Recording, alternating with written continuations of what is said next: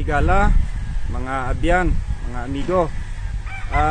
Ito pong hawak natin sa ngayon ay si white ears. 8 years old, going 9. Medyo nanunuka lang po yan, pero hindi naman napaka-maldito. Isang valued na broodcock po natin ito. 3/4 na Allen Roundhead, meron po siyang 1/4 na Gavilan Hatch. So makikita nyo po, may itim po ang kanyang spur o tahid.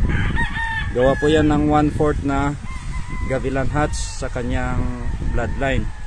So ito po, mainam na manok, palaging derby size ang mga anak, at magagaling po sila. Tinawag po natin siyang white ears dahil puti po dati ito yung earlobe niya. Sa ngayon po medyo nag-fade na. Pero kahit going 9 years old, gwapo pa rin. Pwede pang manligaw. Ano po?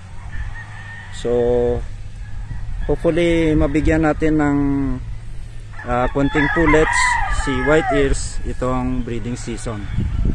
Yan po ang ating konting tips. Pagka nanunuka po, huwag nyong pipigain yung manok. Dito po ang hagod sa kanyang bandang ribs. Ano po? Babait po yan dahil nandito po sa loob ng ribs ang kanyang testicles. So magiging pleasurable po ang paghagod nyo sa manok. Magiging kaibigan nyo na po ang medyo nanunuka na manok, kagaya nitong si white ears. Maraming salamat po sa inyong pagsusubaybay.